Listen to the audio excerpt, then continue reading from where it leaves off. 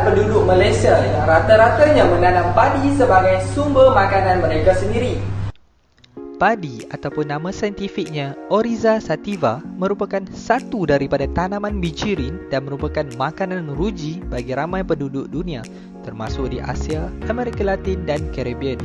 Di Malaysia, padi yang ditanam terbahagi kepada dua jenis iaitu padi sawah yang juga dikenali sebagai padi bendang dan padi huma atau padi bukit.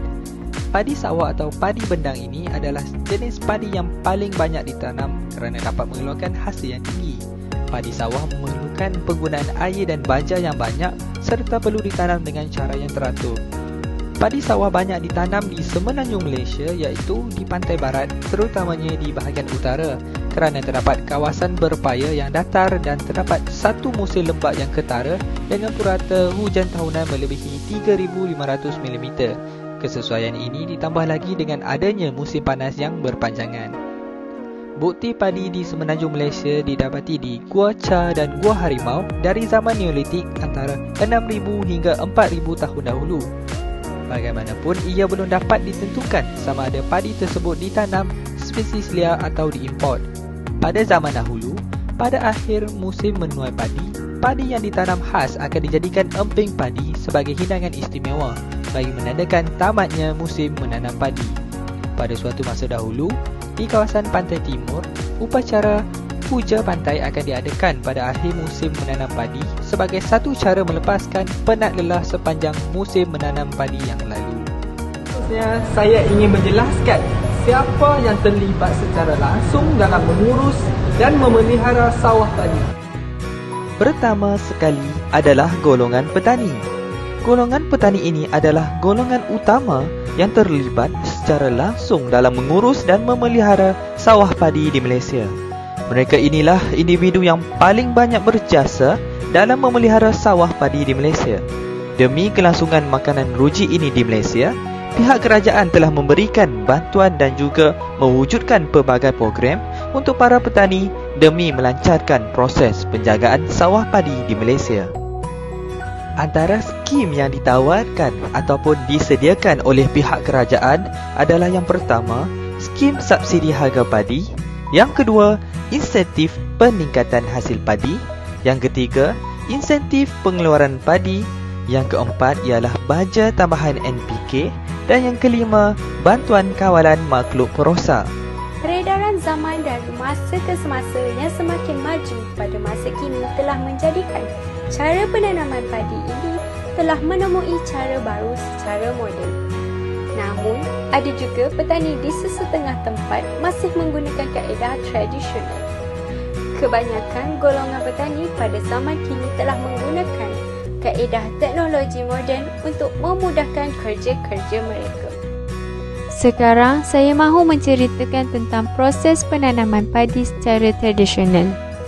Bagi mendapatkan hasil padi, beberapa kaedah tradisi telah digunakan untuk mengetam, mengiau dan mengerat. Kaedah ini merupakan satu proses untuk mendapatkan buah padi.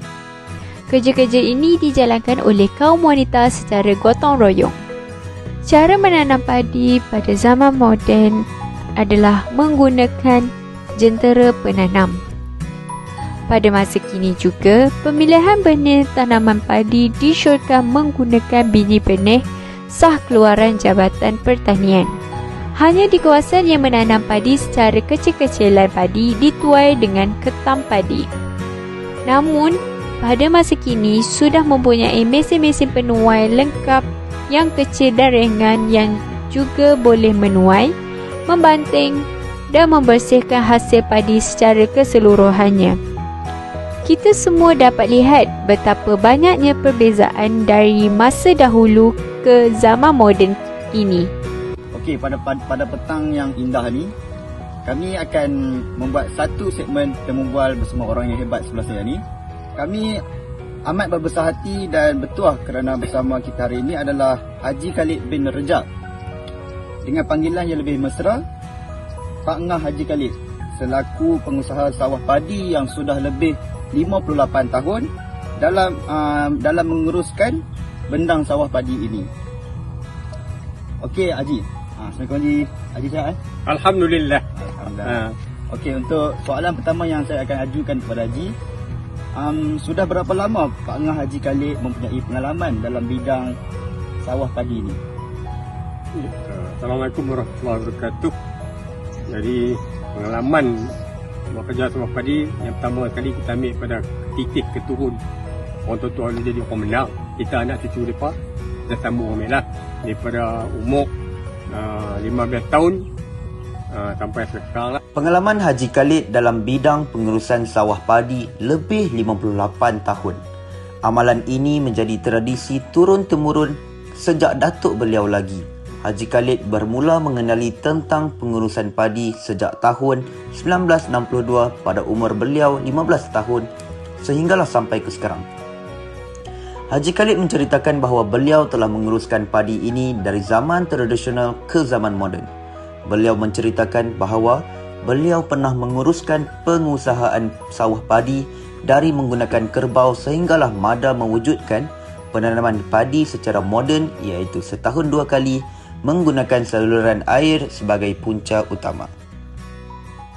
Apakah pendapat Pak Ngah Haji Khalid tentang cabaran yang dihadapi oleh pesawah dan petani di negara kita ini ketika menguruskan sawah padi ini? Cabaran hari ni dia tak apa banyak lah lagu dulu. Sebab peralatan ke, persediaan ke, orang dah mengalami tu, orang maintain, orang susun lebih awal. Kan? Hari ni masalah dia katanya tenaga kerja. Haji Khalid memberi pendapat beliau tentang cabaran yang telah dihadapi oleh pesawah dan petani ketika menguruskan sawah padi ialah beliau mengatakan cabaran pada zaman kini tidaklah seteruk seperti dahulu. Ini kerana pesawah pada zaman dahulu mengalami cabaran dari segi tenaga kerja kerana tidak ada kelengkapan mesin-mesin canggih seperti sekarang. Contohnya, pesawah-pesawah padi tidak dapat mengendalikan sawah padi seorang diri tanpa bantuan dari orang sekeliling berbanding orang zaman sekarang yang dapat menggunakan mesin-mesin serba moden.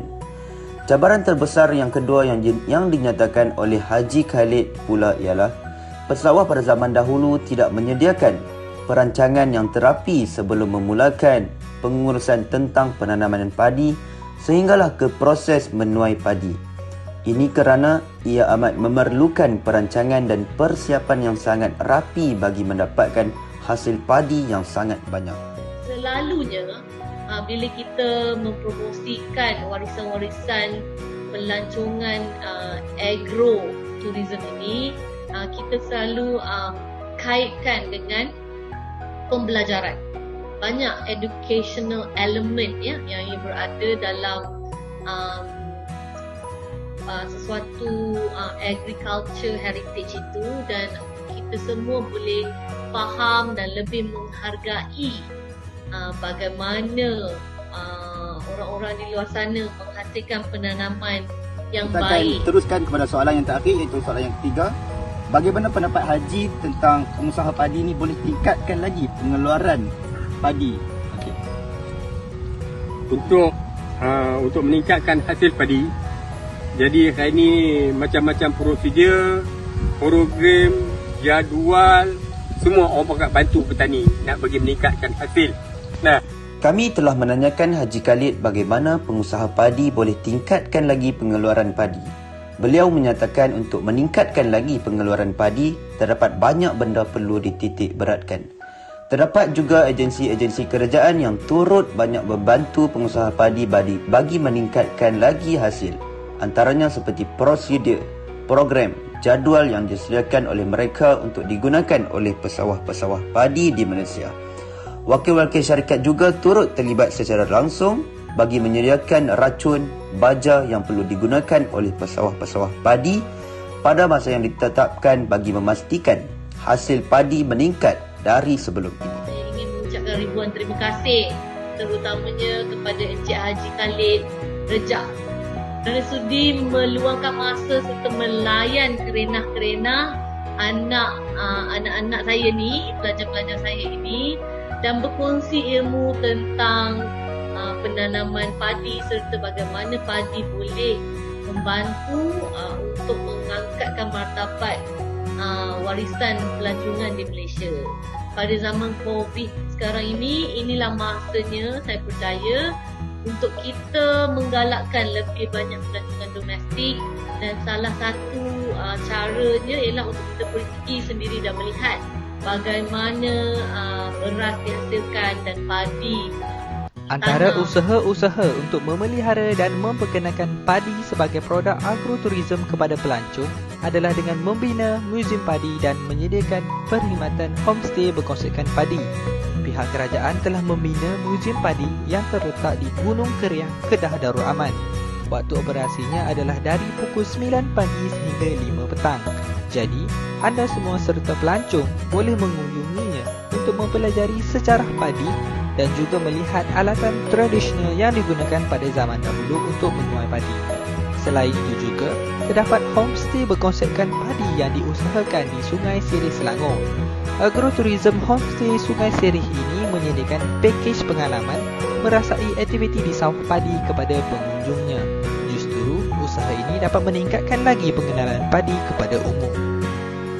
Kepada semua yang setelah menonton vlogmentary pada kali ini, dan kepada pelajar-pelajar saya yang telah bertulis-lumus untuk menghasilkan vlogmentary ini, saya ucapkan tahniah Nawal, Zaida serta Akif kerana berjaya menjalankan kajian tentang penanaman padi serta potensi yang baik di Malaysia.